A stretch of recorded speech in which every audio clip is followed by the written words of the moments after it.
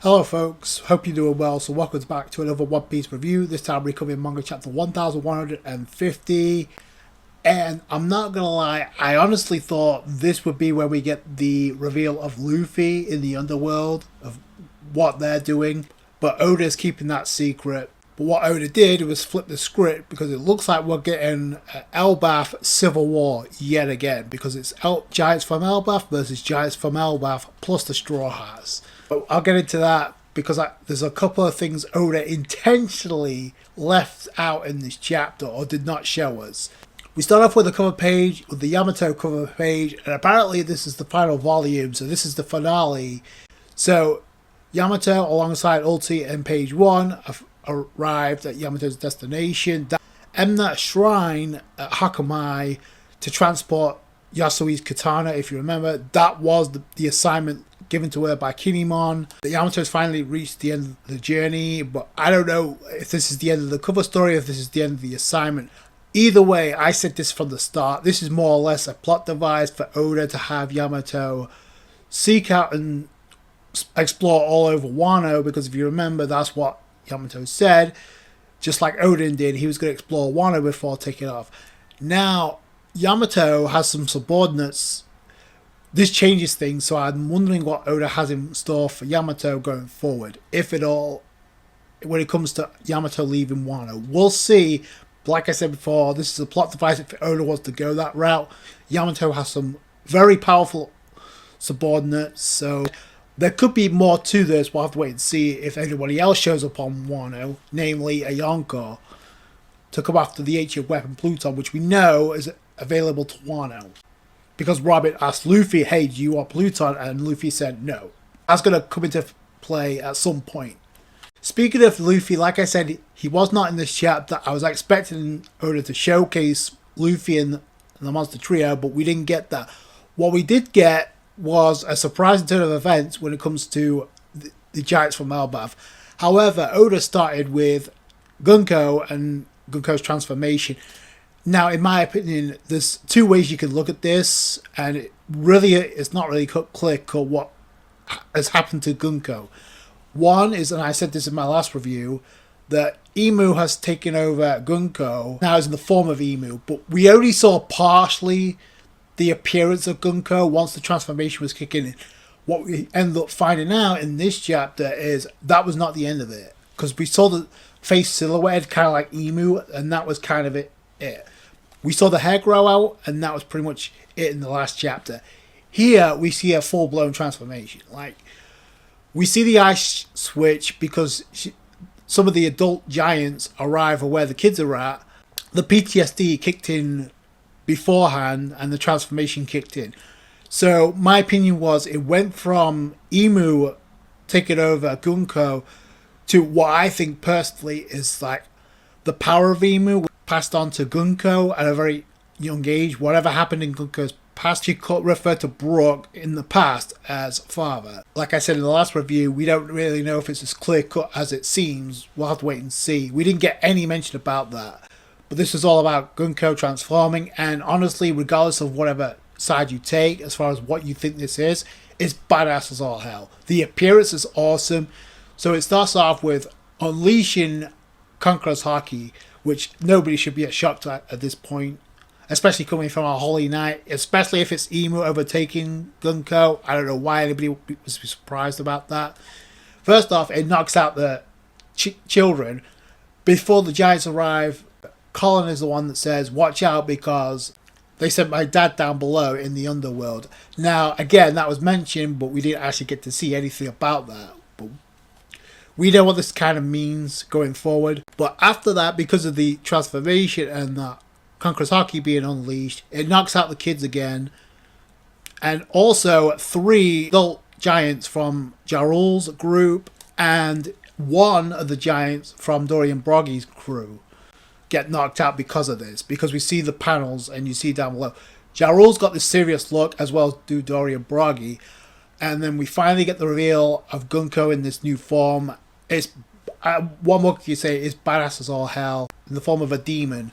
She has wings now, and she also has a trident as well as a tail, which is she was already badass enough as it is. So, But also the vocabulary matches Emu, so that's where I think that's why people thinking why Emu's using Gunko's body as a vessel, pretty much switching places, which I don't think is as clear cut as that. There's not, again, Oda didn't make this really too clear what's going on here, but obviously the form is badass as hell.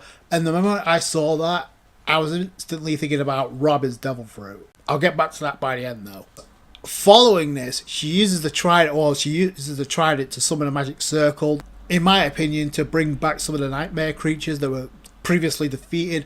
And according to Saint Killingham, who was asked by Emu/Gunko, this is all your dream demons amount to, Killingham. And then Killingham responds, and not at all. And the key point of this discussion here is these monsters were born from nightmares of this island. They are creatures made of dreams with no concept of death. So in other words, no matter how many times they get defeated, they can be brought back because there's no concept of death. Then we go to Nami's group along with Robin, and I like this reason. We see summons like getting up again, and it's Jinbei that notices the appearance of Gunko has changed. Now, he's the one that points this out. Robin is the one that asks, where's Luffy and the others? It's Brooke that actually says that at the worst time, they've chosen to go down to the realm of the dead. So after this, Robin immediately tries to free herself from the Fawns, because obviously she's the only one that can move. I like the dialogue, even though Jinbei's trying to like, hey, what are you trying to do here? Robin's response is, I can't sit around and do nothing. And so bearable, and she's trying to free herself with the Fawns, but which, by the way, is already hurting even more. But I like the fact that Robin is trying to do something. So she's one of the candidates could actually do something about this. But speaking of which, the Giants already, along Dolly and Brogy and their crew, approach Gunko/Emu, pretty much saying, she also describes what ends up happening to both Dory and Brogy in this chapter. Blue Org Dory and Red Org Brogy, I command thee to claim the dominion of this island. Thou shalt reign as kings of Elbaf. So already Gunko setting in motion here. Hey, I'm going to take control of you, and then you're going to rule Elbaf for us. Even though Brogy is the one that says, hey, you're one of those God's knights, grabs a hold of Emu. Gunko doesn't even flinch at this point, and immediately just summons and conjures up a spellbook or a grimoire to like conjure a incantation or a spell. And in my opinion, Brogy made a huge mistake here. You see Gunko/Emu pretty much responding, go and meet with the mountain beard Jarl, Brogy. You shall take his head and raise it up high. Immediately giving the orders like, hey, kill the eldest, kill Jarl, and you'll take over as kings. Now, even though most of this counter is focused on Brogy, we also got to find out Dory gets affected by this as well. So with the spell book, she then proclaimed the people we are the kings of Elbaf. And then the smoke that comes from this grimoire or the spell book gets darker, and immediately she summons or creates two weapons, a dagger and a pistol or a gun, and uses them both on Brogy. First off, she uses the dagger to stab the arm that's grabbing hold of Gunko. She frees herself, and then Gunko immediately grabs a hold of the pistol or the gun. She's about to decapitate Brogy's strongest arm, according to what the Giants say here. And she's also responding, now accept my ungodly power. Automatically, this has already got my attention because the Holy Knights, but they're using demonic powers here. What she ends up saying after this is, thou shalt cast aside the lifespan for a body unyielding to death. In other words, you'll be granted immortality for trading in your lifespan. The dominion, thou shalt be granted unprecedented strength. So apparently she's conjuring up a contract to like manipulate and control Dory and Brogy. Most of this is focused on Brogy, but we find out that Dory gets affected too. Becoming a demon is truly the pinnacle of this existence. That's how she follows that up. And immediately you see the magic circle, and we've seen these before, appearing beneath Brogy a cool demonic contract. So after this, we see, and according to Brogy, he's sinking into the magic circle, because you see it sinking in further and further, and immediately he takes the form of a demon. It's badass as all hell, and I'm assuming because what she said earlier in this chapter about the red and blue Oni, that's going to be the appearance they take, especially when it comes to the anime. So that's pretty cool. And immediately sends some of his subordinates flying, because he's like, oh, I'm free to do anything I want, because he's unchained now. We see Dory and Brogy both affected, taking new forms now in the forms of demons. Also, other subordinates of Dory and Brogy, they also get affected and transform. So once Gunko is performing this contract, we actually get a close-up, and you clearly see Gunko has Emu's eyes. So following this, the Giants really have a problem on their hands, because now some of the strongest warriors of their country are now pretty much under the control and command of Gunko/Emu. And now some of the subordinates have also switched. And not only do we find out the appearance have changed, but also the weapons have changed too. Then behind them, in a hell of a panel literally, we see some of the nightmare creatures being brought back, standing right behind them. And Gunko is like, this is the true power of Elbaf. This nation shall not be laid to waste. It is to be ruled. So in other words, Gunko/Emu does not want Elbaf to be destroyed, which is interesting, because out of every country you would think they want to get rid of that because of the historical significance this place holds. But that's not the case for Emu or this case, the Holy Knights. She says it's to be ruled as how they serve in the crucible of war. So obviously it becomes a civil war now, because it's Giants versus Giants of Elbaf. And they have their target. There's like, take out Jarul. And Jarul is pretty much not backing down as the chapter ends. So a very simplistic chapter, I have to say, and a very short chapter. But Oda, by and large, got the message across. Like, he's flipped the script, and now it becomes Giants from Elbaf versus Giants from Elbaf, plus the Straw Hats. So it's again, like I said before, we can speculate all we want about Gunko and what's happened here involving Emu, whether you think that's Emu or not. Oda didn't really make that clear. I think it's Emu's power that's overtaken Gunko because of the PTSD trigger that we got in the previous chapter, and the power of Emu is overtaking Gunko. That's what I think is going on here, but again, it's not really clear cut. It's a very simplistic chapter, but a couple of things that Oda intentionally left out. One of them I mentioned at the beginning, that was not showing what was going on in the underworld, even though he referenced it. So Oda did that to keep that in the back of my mind, because it was Colin that says, hey, my dad fell into the underworld, but we know he's going to be okay because we know who's down there. That's number one. Number two, we did not see Chopper in this chapter, and we know he was giving chase here because of what Scupper was able to do to a Holy Knight, in this case, Saint Summers, and he felt like that could be crucial. Technically, he's the only Straw Hat above that's kind of free right now. And the most obvious things that Oda kind of left out is we did not get anything as far as Gunko mentioned anything about Brook in this chapter. So Oda's going to save that for after this.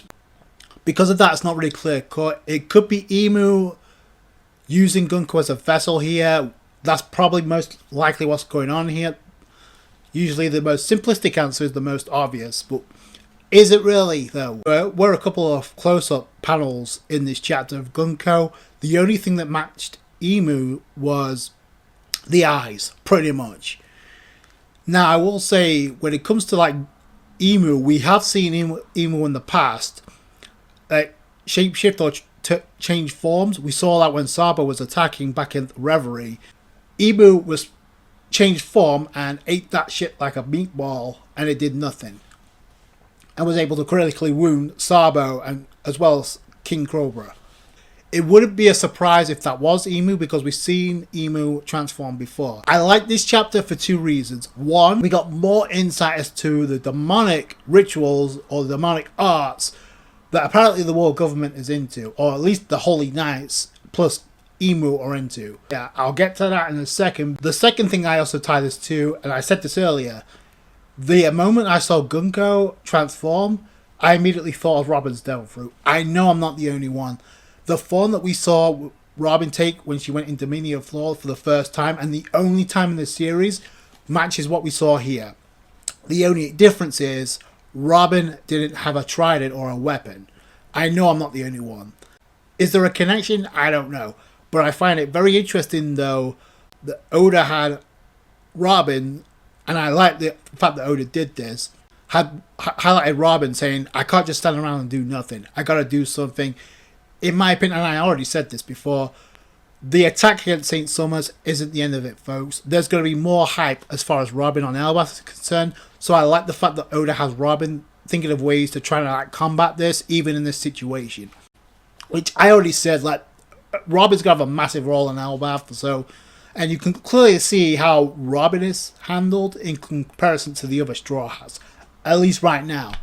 We could go from Robin to Brooke as far as importance, but as of right now, Robin is, outside of Chopper, is the only one who could do something about this situation, which I hope Oda goes that route, because by and large, it was cool to see Scopper kind of wreck St. Summers, but at the end of the day, the emotional connection here is with what happened with Saul and Robin taking offense to that and actually taking this personally. So I like that Oda isn't throwing that away and is thinking of ways for Robin to do something. So that's another takeaway I took from this chapter. Chopper is the only one that technically is free, but we didn't see him in this chapter.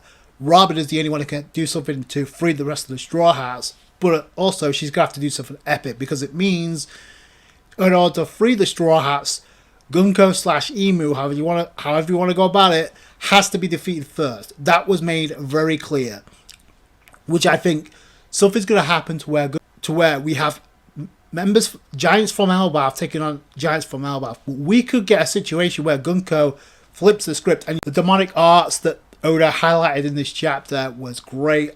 I'm a stickler for that when it comes to any type of fiction or storytelling. And wherever you involve demonic arts or demons in general, in my opinion, the story or the chapter or the scenario goes up, in my opinion. Because I have been asking ever since the magic circles were revealed to be about part of the Gorosei, find out more about this.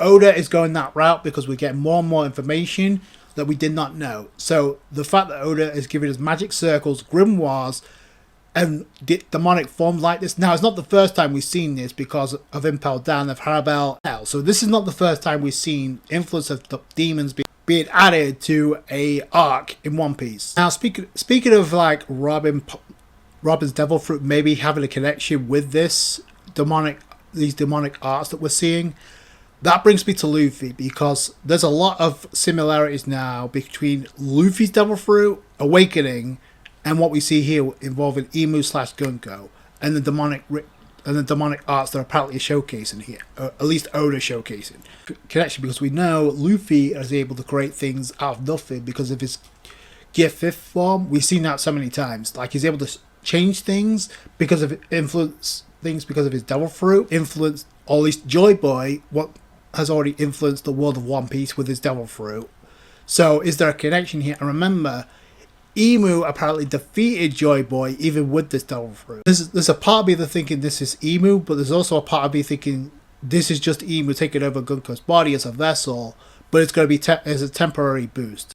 Because if you remember in the previous chapter, Emu specifically stated, hey, we need backup right now because things are going awry on the Holy Land Marijoa. That was made abundantly clear. Oda didn't showcase anything about that either. So, but which is why I think, okay, if that's Emu, then we're gonna get Emu versus Luffy. In my opinion, I don't think so. If that's the case, then I don't see Luffy beating Emu. Even if that is Emu taking over Gunko's body as somewhat of a vessel. We don't really know yet. Another thing to add here is the personality right now of Gunko is half and half. I've said this multiple times already. I think it's I still think it's half and half, but the demonic portion or the Devil Fruit, possibly, we don't know, is taken over Gunko right now because of what was said in the previous chapter. And I don't know if we're going to get a backstory But with this reveal and Gunko slash Emu being able to take control of Giants from Elbaf, all this time they were going like the take children from Elbaf as hostages so they can bargain with the Giants from Elbaf. Now they're literally forcing their hand by switching their appearance and switching their minds in the form of demons. So now it becomes a civil war. And with this, it makes it pretty clear how we had King Harold being killed by Loki. And what Loki said to Harudin, like, do you really think I killed our father in cold blood? This adds a lot more clarity now because it's looking pretty clear this is a situation of brainwashing or manipulation here. And Loki was doing what he had to like save Elbaf. That's what it looks like here. Again, we still need the backstory, which is why I'm wondering if Oda's going to show us anything about Gunko and Brook as far as Elbaf is concerned. Like I said, even with the giant switching sides, I still don't think that's going to be the end all be all, because this you got like characters like Oda highlighting Robin to try and do something. You got Luffy and the monster trio; they're going to reappear at some point, and that's when we're going to get the backstory, in my opinion. But it's clear how King Harold was following orders from the world government and how they were able to plant magic circles in Horus Castle, and the fact that, just like Gunko stated, like, we need this nation to not be laid to waste. But do you think there's a connection between Luffy's Devil Fruit and what we got with this involving Gunko slash Emu performing demonic arts with a grimoire, and now obviously influencing giants from Elbaf, the strongest of Elbaf? Let's be real here. It's like a lot of fodder are going to get killed, and we're going to get Jaro versus Dory and Broggy and some of their crew. Right now, it looks to be like 6 giants that have been influenced, but there could be more. Now, I'm wondering if whoever they attack also become effective, because if that's the case, that's a problem. But this with this scenario, this could actually push Usopp, once free, to actually do something to reverse this. That's another thing that came to mind here. I'm not worried about Robin still getting a chance to shine. I think that's pretty much set in motion. Oda's having Robin do something, so I can't wait to see what that is. But other than that, I love the fact that Oda's going this route. But it was kind of out of left field, because I was expecting Luffy to show up. But Oda obviously has other plans, and we may get Gunko versus Luffy yet. So let me know what you guys think down below. Despite very simplistic, I thought this was a great chapter as far as like revealing more about the demonic secrets, demonic arts when it comes to Emu, and especially the Holy Knights and possibly the Gorosei. I was hoping to get more information. It looks like we may end up getting more information about that. And also, Gunko continues to become must-see every chapter. So that's going to do it for you guys. If you enjoyed this review, you guys know what to do. Hit that thumbs up. I appreciate all you guys' support when it comes to these One Piece reviews. Keep it safe, and I'll catch you guys on the next one. Thanks, guys. Bye.